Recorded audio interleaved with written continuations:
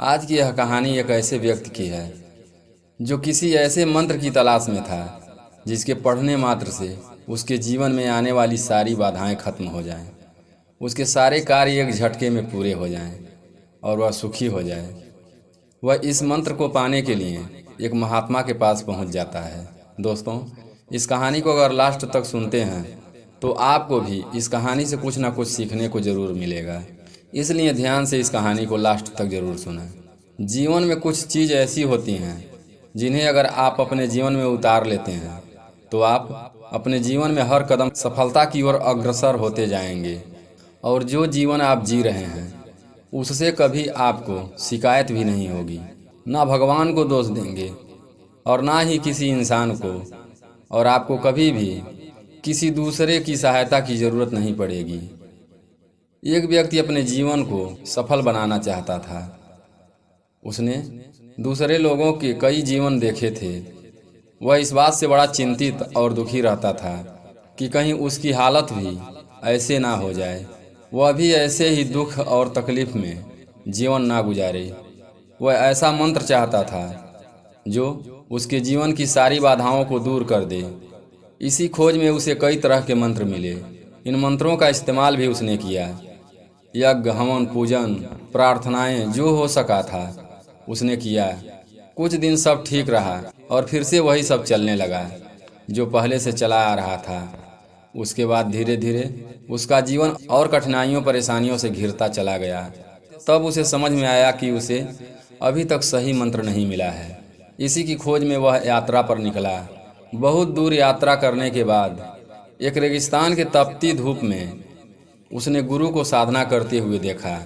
वह भागकर उन गुरु के पास पहुंचा। गुरु को प्रणाम कर गुरु से कहा, महाराज, मैं बहुत दूर से आया हूं और मैं एक ऐसे मंत्र की तलाश में हूं जिससे जीवन परिवर्तित हो जाए। मेरे जीवन में वह सारे दुख और कष्ट ना हों जो मैं दूसरों के जीवन में देख रहा हूं। मुझे दिखता है कि किसी के जीवन में किसी के पास प्रेम है तो भी वह दुखी है, किसी के पास नफरत है तो भी वह दुखी है। कोई गरीब है तो दुखी है और कोई अमीर है तो दुखी है। जिसके पास कुछ नहीं है वह तो दुखी है ही, और जिसके पास सब कुछ है वह भी दुखी है। और कुछ लोग तो मैंने ऐसे देखे हैं, उनके पास सब कुछ ठीक होता है परंतु वह खुद ही अपनी चीज़ों को बिगाड़ने पर लगे रहते हैं और अपना दुख उत्पन्न करते रहते हैं। मैं इन सब से दूर रहना चाहता हूँ। मुझे कोई ऐसा मंत्र दे दीजिए जो यह सब चीज़ मेरे जीवन में ना आए, मेरे पास ना आए। यह सुनकर वह गुरु मुस्कुराए और बोले, मंत्र तो मेरे पास है पर यह मंत्र बड़ा भारी है। क्या संभाल पाओगे और क्या उसे अपने जीवन में उतार पाओगे? व्यक्ति ने कहा, हाँ बिल्कुल उतार लूँगा और मैं इसे संभाल भी लूँगा, आप बस बताएं। गुरु ने कहा, तो ठीक है, ध्यान से सुनो। हमारे पास ऐसे 6 मंत्र हैं। वह मंत्र तुम्हें दे रहा हूँ और हर मंत्र को अपने जीवन में उतारना है। किसी एक मंत्र को भी छोड़ना नहीं है, स्थिति चाहे जो भी हो। जब तक सब सही ना हो जाए इस मंत्र का साथ मत छोड़ना। इस मंत्र को कड़ी संकल्प के साथ 3 वर्षों तक अपनाना है, फिर सब ठीक हो जाएगा। अब बताओ, क्या कर सकोगे? व्यक्ति थोड़ा हिचकिचाया और कहा, गुरुदेव, क्या कोई ऐसा मंत्र नहीं है कि आज ही पढ़ें और 2-4 दिन और महीने भर में सब ठीक हो जाए? गुरु मुस्कुराए और बोले, ऐसा तो कोई मंत्र मेरे पास नहीं है और ना ही कोई ऐसा मंत्र होता है कि जिसे आज ही पढ़ें और आज ही काम हो जाए। हर मंत्र समय और वक्त चाहता है, धैर्य चाहता है, तुम्हारा सब्र चाहता है। जिसके पास यह नहीं है उसके लिए मंत्र कोई काम नहीं करता है। यह सुनकर व्यक्ति तैयार हो गया। तब गुरु ने उसे मंत्र देना शुरू किया और कहा, मंत्र ध्यान से सुनो। जीवन की खुशी इस बारे में नहीं है कि तुम अपने जीवन में क्या इकट्ठा करना चाहते हो, बल्कि अभी जो तुम्हारे पास है क्या तुम उसका आनंद ले रहे हो। दूसरा मंत्र, जब किसी से प्रेम करो तो उसके चेहरे से नहीं, उसके शरीर से नहीं, उसकी आत्मा से प्रेम करो। जो चेहरे से प्रेम करते हैं वक्त के साथ उनका प्रेम खत्म होने लगता है और प्रेम नफरत बन जाता है। यह प्रेम ज़्यादा दिन तक नहीं टिकता। तीसरा मंत्र, जितनी कम चिंता करोगे उतने खुश रहोगे। किसी भी चीज़ के बहुत ज़्यादा प्रभाव में रहना दुख को निमंत्रण देना है, इसलिए जितने कम प्रभाव में रहोगे उतनी ही ज़्यादा खुशियाँ मिलेंगी। चिंता से नहीं, कर्म से समस्या को सुलझाया जाता है। चौथा मंत्र, हम अकेले आते हैं, फिर यहाँ हमें लोग मिलते हैं। हम अपने ही उन्हें मन में बसा लेते हैं, पर यह सब लोग एक एक करके एक दिन छोड़ देते हैं। इसलिए जीवन में सुखी रहना चाहते हो तो यह याद रखना कि एक दिन सब छोड़ देंगे। इसलिए अकेले खुद को संभालना सीखो, अकेले खुद को बचाना सीखो, अकेले जीना सीखो। पांचवा मंत्र, अगर आप बड़ी से बड़ी मुसीबत में, बड़ी से बड़ी समस्या में फंसे हैं, जहां जीवन जीने की कोई आशा भी ना रहे और मौत के सिवाय दूसरा रास्ता ना दिखाई दे, तो ऐसे समय में अगर आप सकारात्मक सोचते हैं, अच्छा सोचते हैं और अपने आप को बिना किसी दूसरे की मदद के संभाल सकते हैं, तो आपको अपने जीवन में जीतने से कोई नहीं रोक सकता है। आपकी सफलता आपके हाथों में रहेंगी।